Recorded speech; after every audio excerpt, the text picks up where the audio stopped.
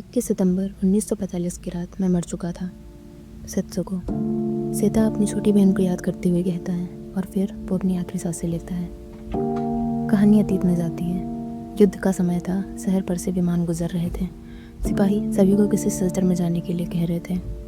सेता और सेत्सुको तैयार होते हैं। अब मेरे शेल्टर में जाने का समय हो गया है और तुम भी वहाँ जल्दी ही सेत्सुको को लेकर आ जाना, सेता और सेत्सुको की माँ ने सेता से कहा।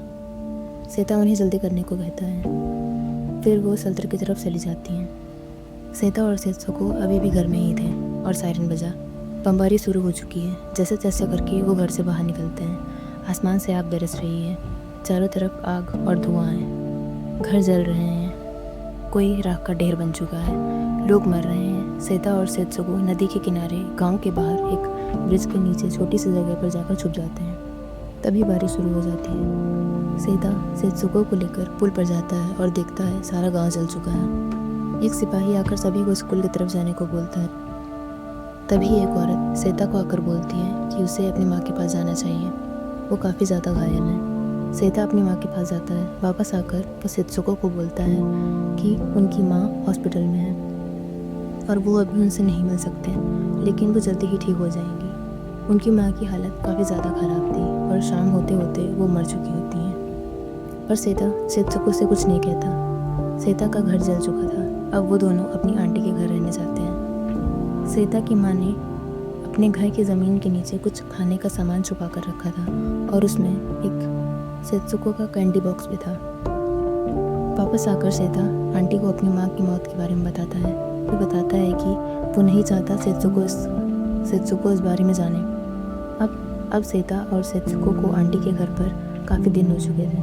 आंटी का बर्ताव सेता और सेत्सुको के लिए दिन पर दिन बुरा होता जा रहा था। आंटी सेता को अपनी माँ के किमोनो चावल के बदले बेचने को कहती। किमोनो जापान के ट्रेडिशनल कपड़े होते हैं। माँ की यादों को बेचना काफ़ी दुख भरा था, पर उनके पास कोई रास्ता न था।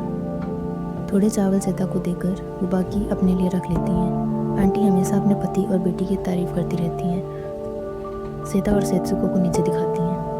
वो अपने पति और बेटे को खाने के लिए वाइट राइस और सेता सेत्सुको को राइस सूप देती हैं, जो सेत्सुको को बिल्कुल नहीं पसंद था।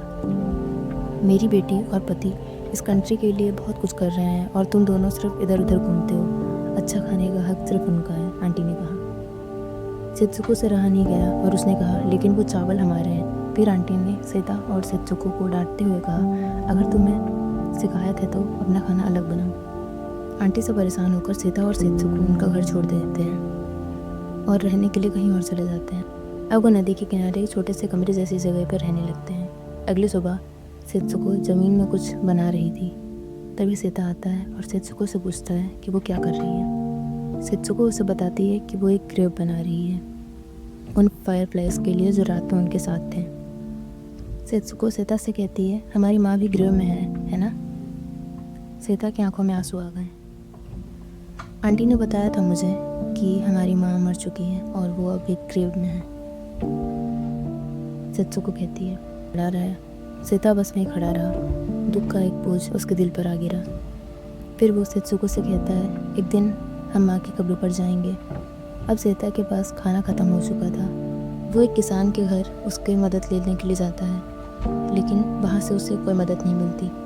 सेता एक खेत से सब्जियां चुराता है और कुछ समय के लिए उनका गुजारा होता है। सेत्सुको उसे बताती है कि उसकी तबीयत कुछ ठीक नहीं है, उसे शुगर की ज़रूरत है। सेता फिर से एक खेत में जाकर शुगर केन चुराता है, पर उसे खेत का मालिक पकड़ लेता है और उसे खूब मारता है। पुलिस के पास ले जाता है। पुलिस सेता को सज़ा दिए बिना छोड़ देती है। अब एक ही रास्ता था, चोरी।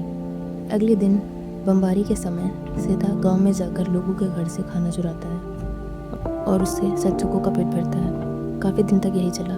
जैसे ही बमबारी होती, सेता लोगों के घर जाकर खाने का सामान चुराता।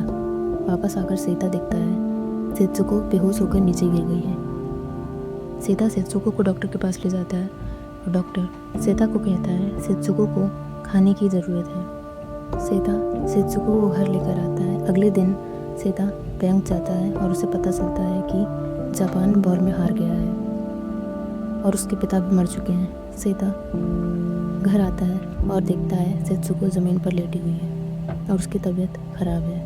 वो एक कंचे को कैंडी समझकर खा रही थी।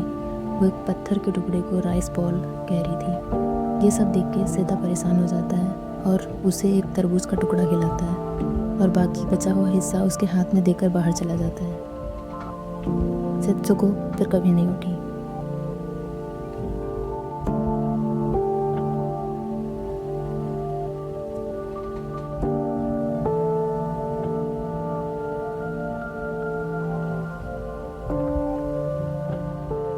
सेता ने सेत्सुको के शरीर को जला दिया। अब वो बिल्कुल अकेला था। वो सेत्सुको के शरीर की राख को उस कैंडी बॉक्स में भरकर पहाड़ों पे चला गया।